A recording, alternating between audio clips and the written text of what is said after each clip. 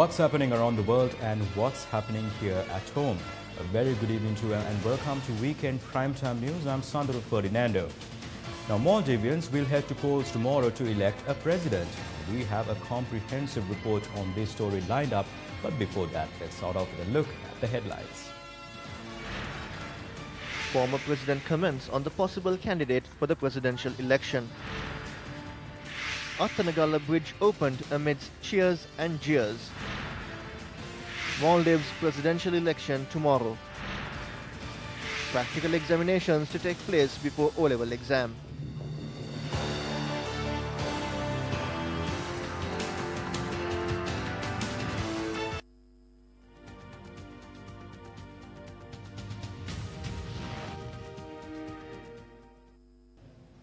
Maldives police have seized the opposition's campaign headquarters as thousands rallied on the streets of the capital on the eve of a presidential election billed as a test for democracy on the Muslim island nation.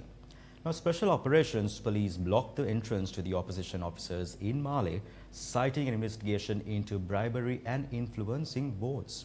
The Maldives will hold presidential elections on Sunday amid warnings the Indian Ocean archipelago is reverting back to the authoritarian rule it threw off in a democratic spring a decade ago. Incumbent President Abdullah Yamin is seeking re-election and will be running against Ibrahim Mohamed Solih. Now, however, the run-up to the election has been marred with a series of allegations, with the latest being threats being leveled on Maldivian students living in Sri Lanka to vote for the present leader. On his Twitter account, the former Foreign Minister of Maldives, Ahmed Nazim, said, quote, "Maldives ambassador in Sri Lanka has been threatening the Maldives students in Lanka, demanding their vote for the dictator. I will be taking up the matter with appropriate authorities in Sri Lanka. This is a criminal offence," unquote.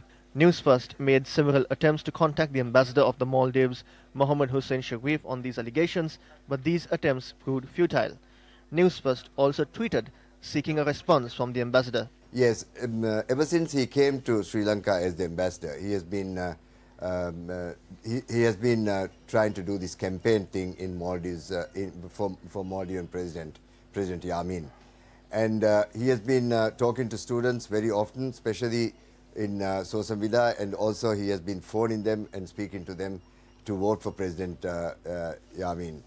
And now it has come to such a situation where he has himself spoken to many students, as well as brought the students and discussed with these students, and he is getting his people to phone them and send them SMSs and threatening them that they will lose their options to study here, and that it is dangerous for them to vote for any other person other than the present Maldivian president. But the students have very clearly indicated that they have a mind of their own, and that they will vote the choice of their own choice, and they should not be intimidated. And this is what the students have been saying.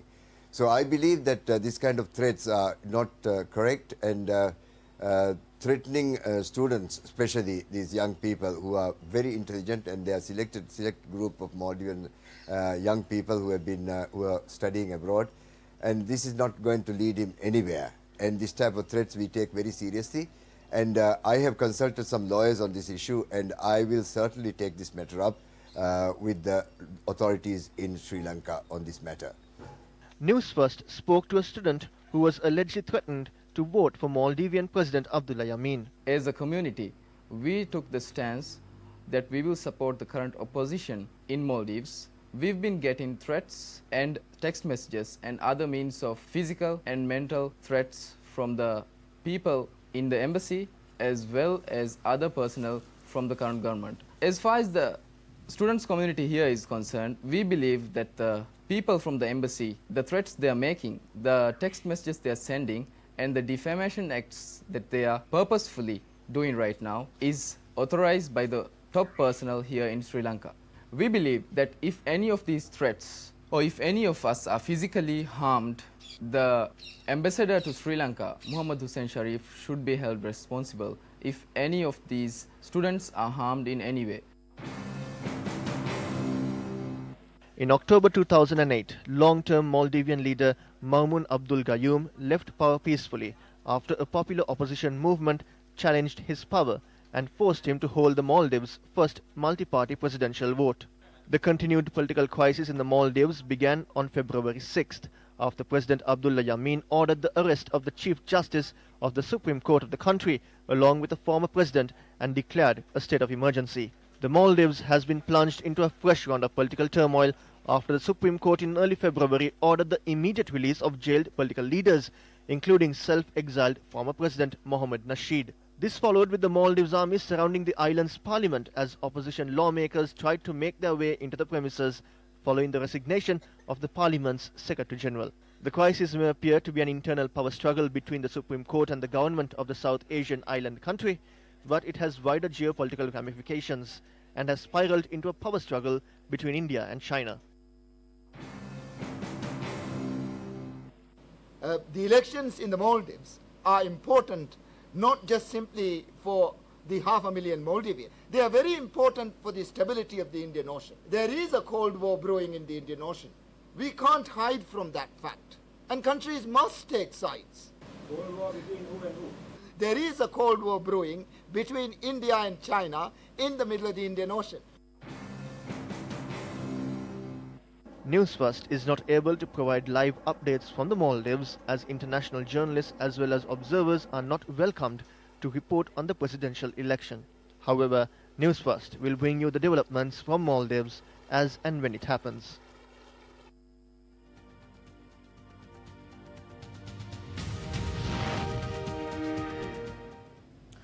In local news, former President Mahinda Rajapaksa says the government has failed in controlling the depreciation of the rupee.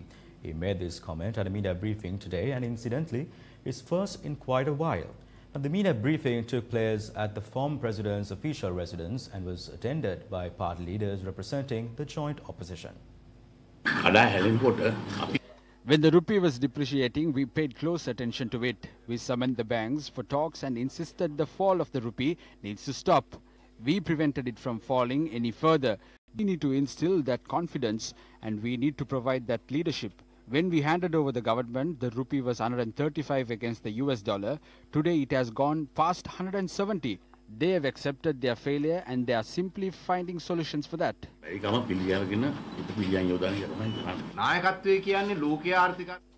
Leadership does not mean making statements such as we have nothing to do because there is a crisis in the world and the depreciation has affected most currencies. Leadership does not mean to claim the rupee would fall further. We do not need leaders to make such claims. The country is in a mess. The rupee had depreciated by 9.2% compared to the currency in Ethiopia. If this country was handed over to the Ethiopian leaders, the rupee would have been strengthened. Donald Trump If Donald Trump can take steps to strengthen the US dollar, why can't the local Trumps do the same with our currency? The Central Bank of Sri Lanka, which has been given the constitutional responsibility of stabilizing the rupee, remains silent on this matter. We believe there's a conspiracy behind this situation.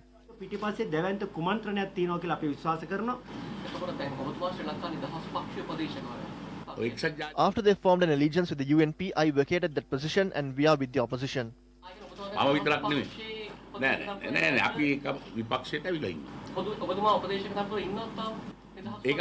don't know about that. Provincial council elections have been postponed. They speak of democracy and label me as a dictator. That is what they say all the time. I even held elections in the north.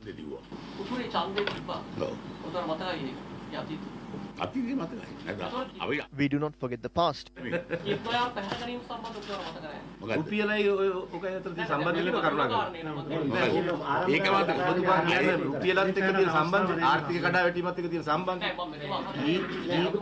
Investigations are taking place on the abduction of Keith Noya. Even intelligence personnel have been sent to prison. I never met Keith Noya.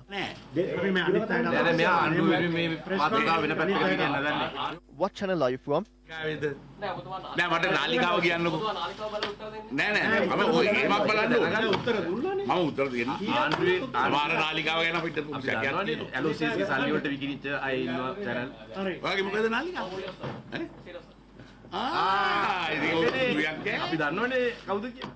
The total debt taken during the reign of the former president as of December 2014 was 7,391 billion rupees. Now the debt is 11,967 billion rupees. As President, Mahinda Rajapaksa paid off the debt taken by the Chandrika government. He paid off the debt taken by the Jaya government as well as the Premadasa government. Loans taken from the time of DS were also paid off. The kings never took loans, but all those who came after took loans and they were paid off. We did not lament because they took loans. We brought an end to the war by obtaining weapons on credit. We managed everything. That is what you call leadership. Last one.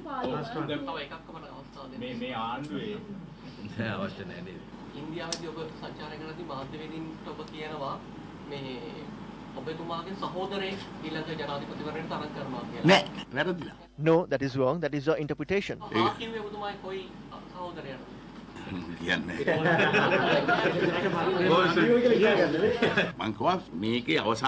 What I said was the final decision will be taken by the party. One of my brothers could also contest. No, we are not governed by another country. We govern ourselves. We govern Sri Lanka. We have no intention of making another country rich. That is our policy. Do not compare us with the present government. We do not engage in politics with advice from other countries. Secretary of the United National Freedom Front, Attorney at Law Maitri Gunratna, responded to certain claims made by the former president. What he has done is he has called the bank officials and said he will have to take care of them if the dollar is appreciating against the rupee and if the rupee is devaluing. So what he's trying to say is there has been a threat which the former president has made to the bank officials. I think that he has now admitted that he has been running it with a threat to the bank officials. The Badula District Job Fair took place at the Badula Central College under the auspices of Minister of Labour and Trade Union Relations, Rabindra Samarvira. The State Minister responded to a series of questions posed by the media following the event.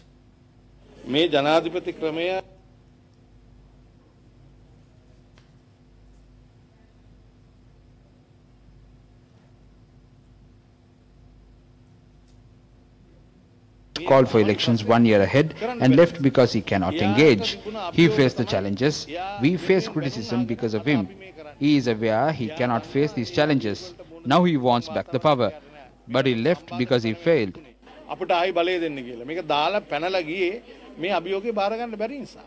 The minister also commented on the depreciation of the Sri Lankan rupee against the dollar. President Trump took certain steps to strengthen the dollar. It gives an advantage to America while all the countries started to face issues. Most of the countries are facing issues and we are not alone in that. The Goningal Bridge, which falls across the Attanagala Oyer, was declared open today by former President Chandrika Bandaranaike Kumaratunga. An uneasy situation brewed after a group of SLPP local politicians voiced their protest. Former President Chandrika Bandaranaike Kumaratunga, Minister of Provincial Councils, Local Government and Sports Faiz Mustafa, Deputy Minister of Finance and Mass Media Lasantha Legewanna were among those present for the event. Several SLPP local politicians along with their supporters staged a protest near the new bridge, claiming the construction began during the reign of the previous government. The bridge was eventually declared open amidst cheers and jeers.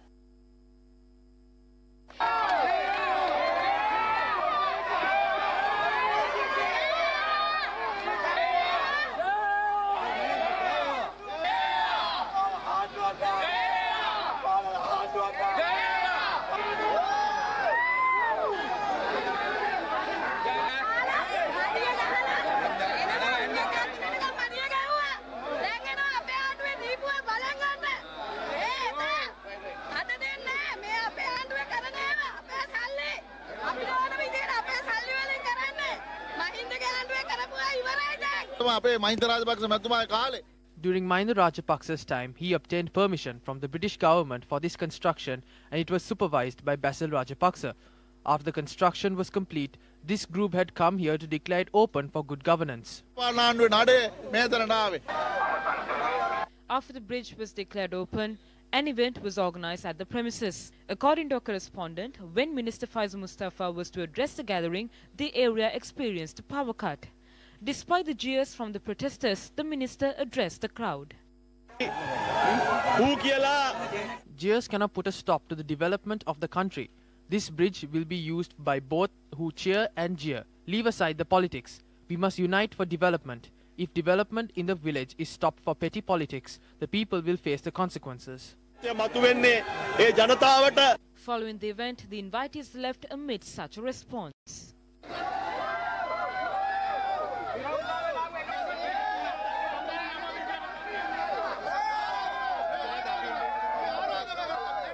This is earned through the tax money of the people. The politicians should keep that in mind. This is something good for several villages. The politicians are trying to take advantage out of this. President Maithripala Sirisena will leave for the United States tonight to attend the 73rd United Nations General Assembly, which is being held at the UN headquarters in New York. The 73rd United Nations General Assembly will begin on the 24th of September. The President will address the UNGA high-level debate on Tuesday, the 25th of September. The President will also address the Nelson Mandela Peace Summit UNGA high-level plenary on global peace at the United Nations headquarters in New York. The Department of Examinations had taken a decision to conduct a practical examinations before the GCE Ordinary Level examination, which takes place starting from this year. Now, Commissioner General of Examination Sanath Pujita said that the practical exams for the 2018 Ordinary Level will commence from the 3rd of October. The Department of Examinations said the admission letters for the practical examinations will be sent via post to all candidates in the coming days. A statement from the department says practical examination schedules has been published on its website www.donext.lk. The Department of Meteorology says that the possibility for afternoon thunder showers over the island, particularly in the northern, eastern, north central, over and central provinces, is high from tomorrow. Several areas experienced heavy rainfall yesterday as well. Kukuleganga recorded the highest rainfall of 82 millimeters in a respective of 24 hours period. Hinuduma recorded a rainfall of 71 millimeter, while Batuangala recorded a rainfall of 50.6 millimeters. Yet, most of the areas across the country are experiencing a drought. Vaunia recorded the highest temperature of 37 degrees Celsius during a 24-hour window. Palugas Vawa in Kakirawa were adversely affected by the drought. Most of the Vavas or natural tanks such as Namalpura Vava, Halmillava Vava and Alipattua Vava have dried up. Most of the villages in these localities have access to only a tube well or two, and locals have been compelled to wait patiently for hours to use the tube wells. The locals claim though water is sold for a certain price by traders, they cannot afford it. We have no drinking water or water to bathe. The people are suffering. We have to buy water from the supply lorry. Imagine how many people are there in a family. Some families have 7 to 8 members. If we don't buy the water, we will have to die. The drought has taken its toll on agriculture as well. Locals had dug up a dried tank. However, the water need is not sufficient for their daily use. We have no water for anything. At dusk, the elephants come here. Ministers and MPs buy chairs worth close to ₹1,000,000, but we have no water. Up next is Voice of the People, where we highlight the issues of the people gone unheard.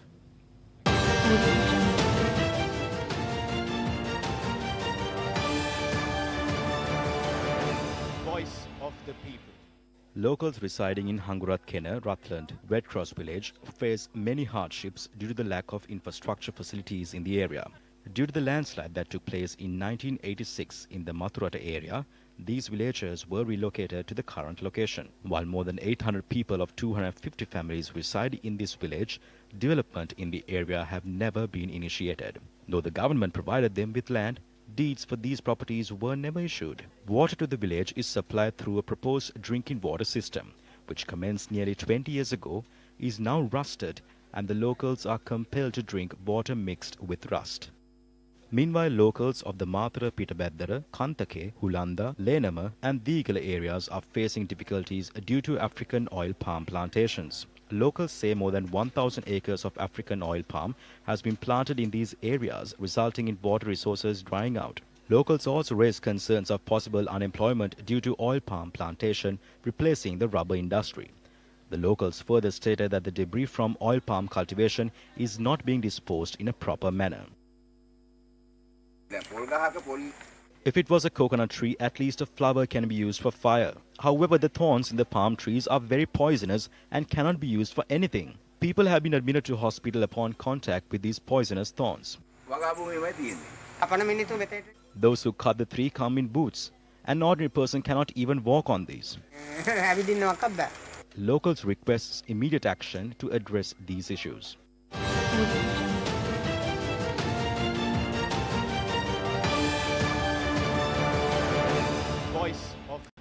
A Balamandala meeting of the Sri Lanka Podujana Perumana was held in Jayampur, Nagampa yesterday under the auspices of UPFA MP Mahindananda Alutkamage.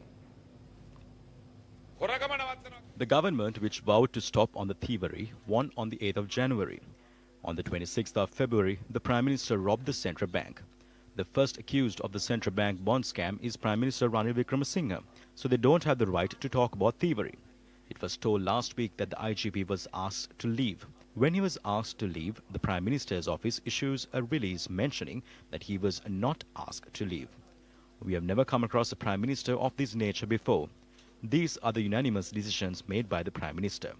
The government had to pay 18 billion rupees as compensation to an airline company after the Prime Minister cancelled 3 planes.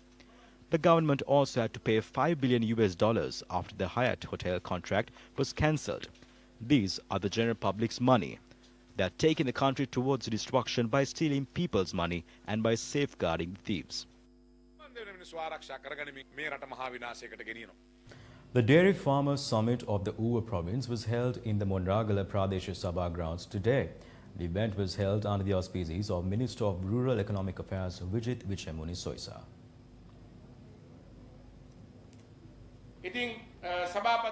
Chairman, please tell me, from when will you be making payments for milk procured? He says he paid from August. Did you get your payments? The minister responded to the questions raised by the journalist following the event.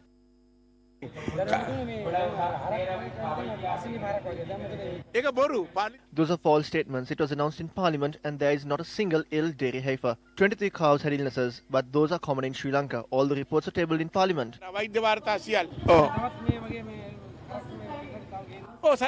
Yes, payments were made during the time of Arumugam, Basil and Harrison. I did not make payments and I did not tell them to bring heifers. But heifers must be brought to Sri Lanka. The minister also secured 50 imported dairy heifers and he says all are in good health, maybe because his heifers are in good health. But this is not the true situation. More details on News First tomorrow.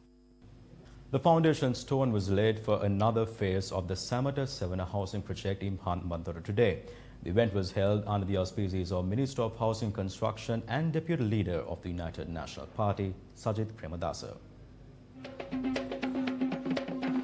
The Udagamana concept village named Sada Pujita Aravinda de Silva Gama will be constructed in the Mihindipura area in Beliatta, Hambantota. This is a 1,288th model village constructed under the Samata 7 housing project. 27 houses will be constructed and the speciality is the intervention of the Ministry of Housing and Construction to purchase lands to construct the village. When Ranasinghe Premadasa was told that we did not have a ground, he immediately provided a land close to our school to construct a ground. That was the start of my career as a cricketer. When the minister told me that the village will be built under my name, I told him not to and promised to help him at any time. I told him I'll always come forward to help these innocent people.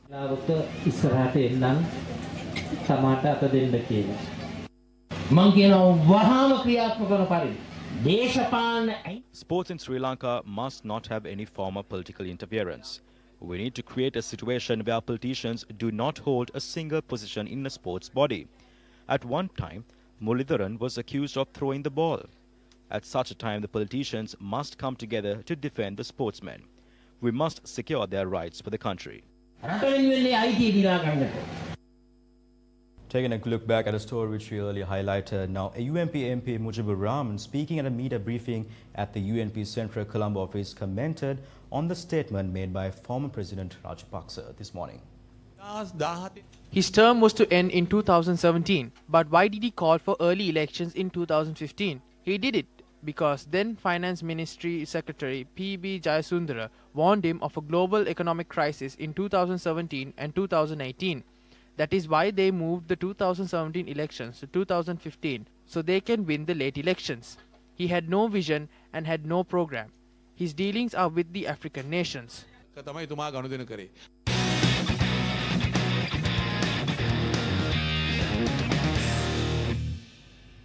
Jemima Rodriguez's second career 50 led India women to a 5-wicket win over Sri Lanka in the third T20 match of their 5-game series, as the visitors now lead the 2-0 over the hosts. In more sports news, the 2019 World Cup Cricket World Cup trophy, which was presented to President Maithripala Sirisena today. Let's have a look. The 2019 Cricket World Cup trophy was presented to the President at his official residence yesterday by Minister Arjuna Ranatunga, the captain of the 1996 World Cup winning team. The head coach of Sri Lanka Cricket, Chandika Hathurasinghe, members of the Sri Lankan cricket team, the 1996 World Cup team, ministers and members of parliament also participated in this occasion. The trophy that would be presented to the champions of the 2019 World Cup is currently touring the world, and it is here in Sri Lanka as part of the 4th phase of its tour. The trophy was brought to Golfways Green this evening for public display. That's all the news for tonight. Do take care and good night.